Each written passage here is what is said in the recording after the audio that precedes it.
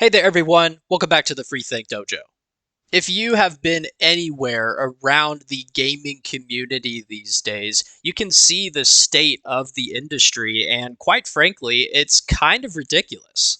On one side, I can completely understand why the community is up in rage about the state of what these big corporations and big video game companies are doing to these beloved franchises that have been something that we've grown up with over the years. But on the other hand, I still feel like there are games these days that are pretty good for the industry.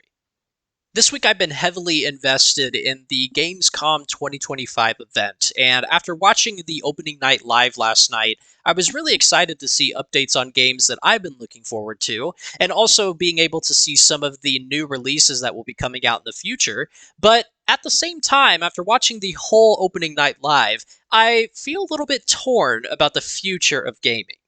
So for today in the dojo, I thought I would give my 2 cents and opinions on what I believe the future of the gaming industry will look like, and also give it a perspective from a more casual gamer that just loves video games. Obviously, in 2025, for some reason, the gaming industry has blown up. It has been a huge topic of conversation among content creators and just the overall gaming community.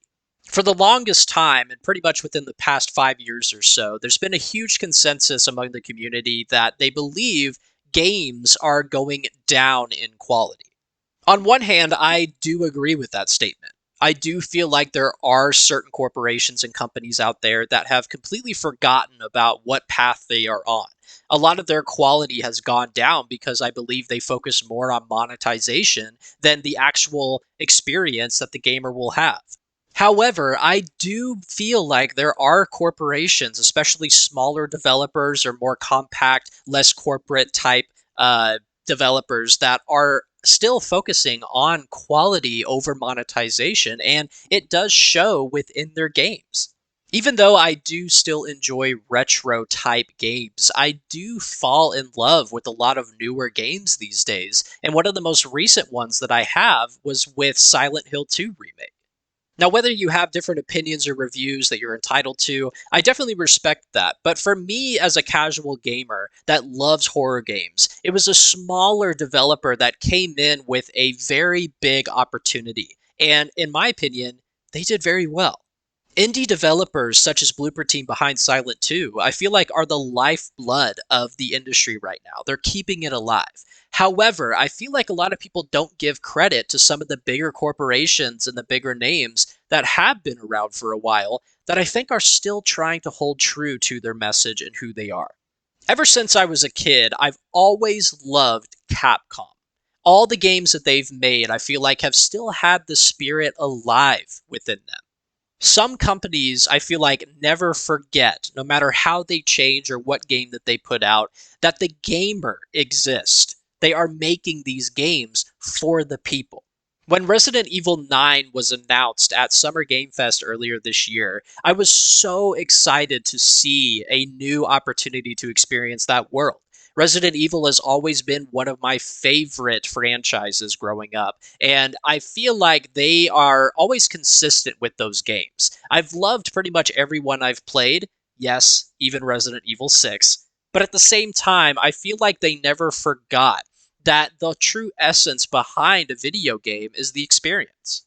Once a corporation forgets that the games are the focus and the reason that they do what they do, that's when they start to go downhill. And sometimes that can happen when you least expect it. Earlier this year, Nintendo decided to make a huge shift in the gaming industry. And I think we all know what I'm referring to, the Switch 2.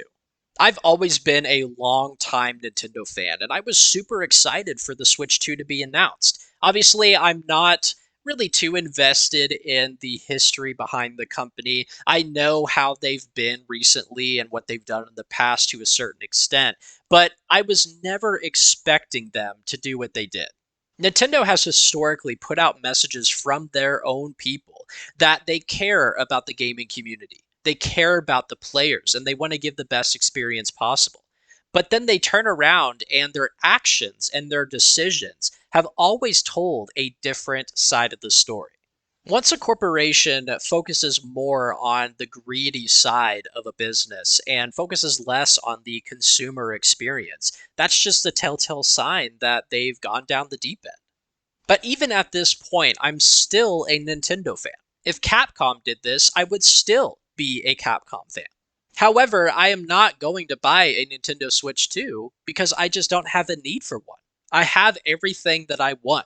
And there's people out there that have Nintendo Switch 2s and love them, and I give them props.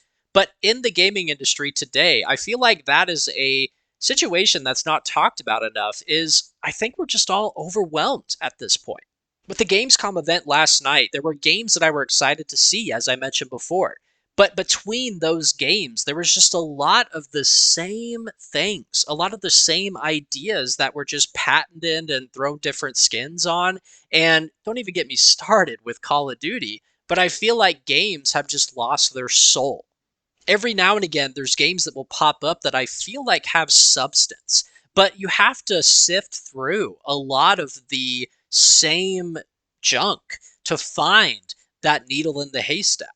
With a mixture of overstimulation and just being tired of all the game drama within these corporations, I think when you pair all of those things with these soulless type ideas and these soulless projects that are coming out, I feel like you're almost trying to distract us from what's good in the community, and I think that's a little messed up.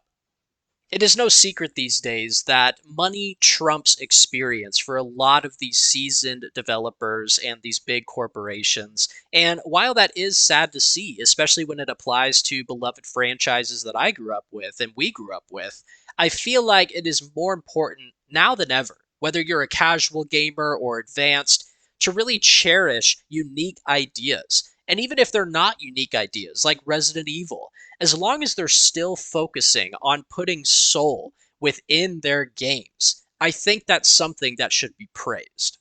All in all, though, I think the industry can be saved by one group and one group alone: the gamers. I feel like as long as we keep voicing our opinions in the most constructive way possible, I think that's how we can strive to help these corporations and these developers understand what we need in a video game. For me personally, though, I'm super excited for games like Ghost of Yotei, Dying Light the Beast, Silent Hill F, and especially Resident Evil Requiem. But then there's also games from smaller developers that I'm excited about, such as Phantom Blade Zero, which is one of my most anticipated games of whenever it comes out, I guess. And if you are one of those people that likes Call of Duty Black Ops 7 and excited for that, I'll definitely give it a try too. I want to see what the franchise does over the years, and I want to be able to acknowledge the differences between the games I used to play growing up and how Call of Duty has advanced to today's world. But for all gamers, I think it's so important to play what you want to play and ignore the haters and all those people out there if you truly like the game.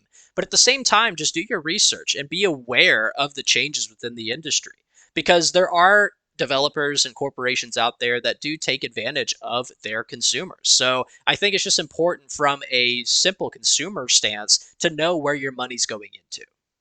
Let me know what you guys think, though. I mean, obviously, with the industry changing, I'm curious to hear different perspectives on how you feel it's going. Also, if you guys are watching Gamescom 2025, let me know some games that you're excited for that may have been revealed or updated. And also, let me know if there's any games that you saw during the opening night live or anything you see this week that you're just kind of looking at and going, meh. Once again, I appreciate every single one of you for sticking around in the Free Think Dojo today. Remember to subscribe to the channel for more content, like the video, comment down anything below, and I'll talk to you guys next time.